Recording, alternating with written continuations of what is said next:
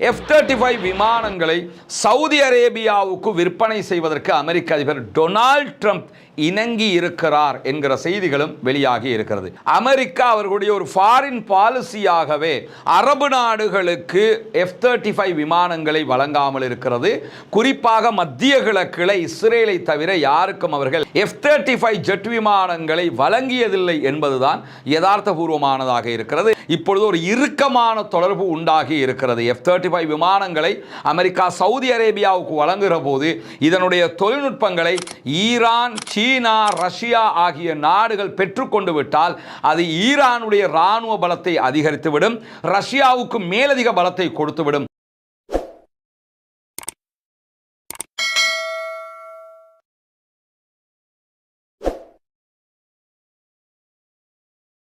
அன்பிற்கினிய சகோதர சகோதரிகளே, நம் அனைவர் மீதும் ஏக இறைவனுடைய அமைதியும் கருணையும் உண்டாகட்டுமாக என்கிற உயரிய பிரார்த்தனைகளோடு அமெரிக்காவினுடைய ஜனாதிபதியாக டொனால்ட் ட்ரம்ப் ஆட்சி பொறுப்பை ஏற்றுக்கொண்டதற்கு பிறகு பாலஸ்தீன இஸ்ரேல் யுத்தத்திற்கு நடுவில் அமெரிக்காவினுடைய அதிபர் மத்திய கிழக்குக்கான ஒரு முக்கியமான பயணத்தை மேற்கொண்டிருந்தார். சவுதி அரேபியா, UAE, கத்தர் ஆகிய நாடுகளுக்கான மிக முக்கியமான பயணமாக அந்த பயணத்தை அவர் அமைத்து கொண்டிருந்தார்.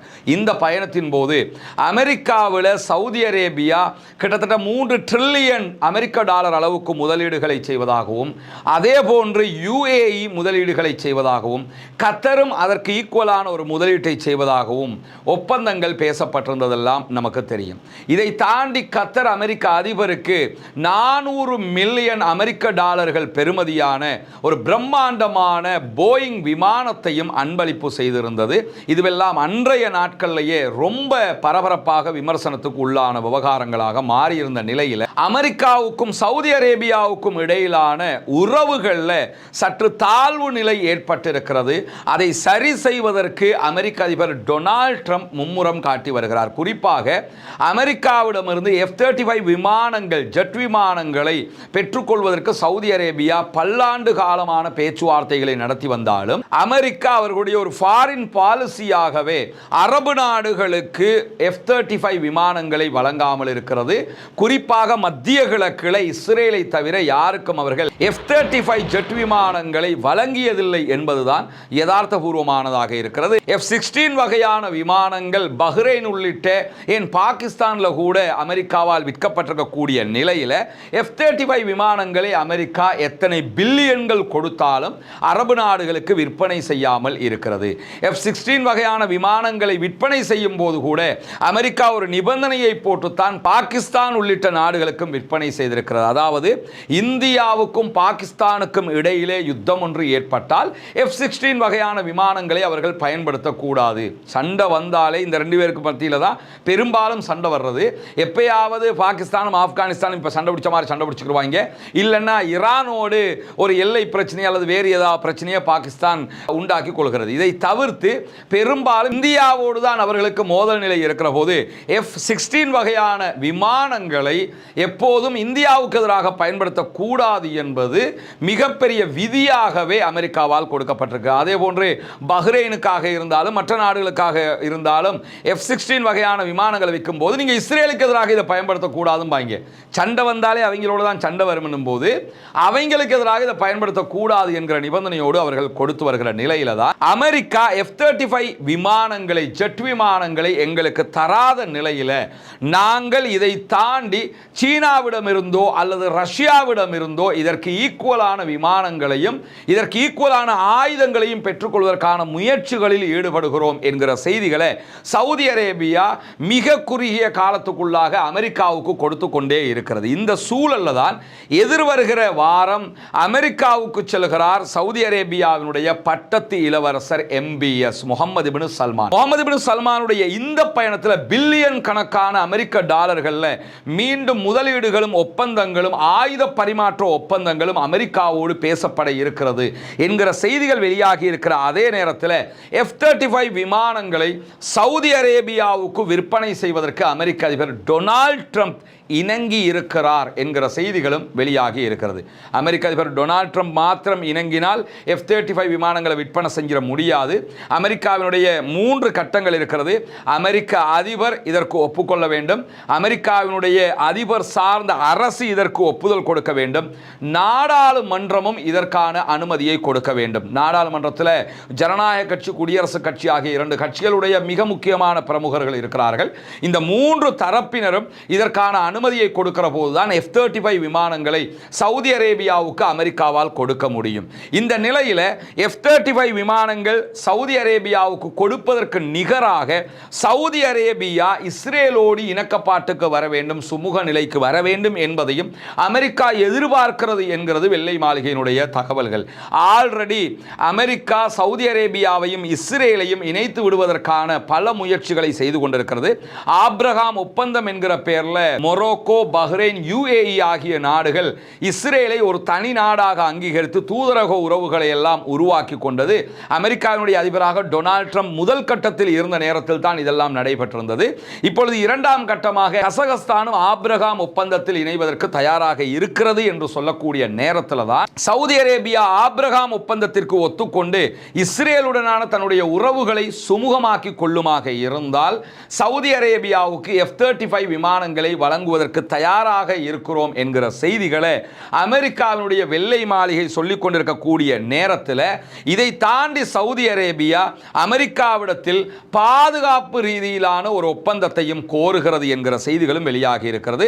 ஆல்ரெடி கத்தர் எப்படி சவுதியிடத்தில் ஒரு பாதுகாப்பு உறுதிப்பாட்டை எடுத்திருக்கிறதோ அதே உறுதிப்பாட்டை தான் சவுதி அரேபியாவும் கேட்கிறது. அதாவது சவுதியின் மீது யாராவது தாக்குதல் நடத்தினால் அது அமெரிக்காவின் மீதே தாக்குதல் நடத்தியதாக கருதப்பட்டு அமெரிக்கா அதில் தலையிட வேண்டும் என்பது சவுதி கேட்கக்கூடிய மிக முக்கியமான ஒப்பந்த விதியாக இருக்கிறது.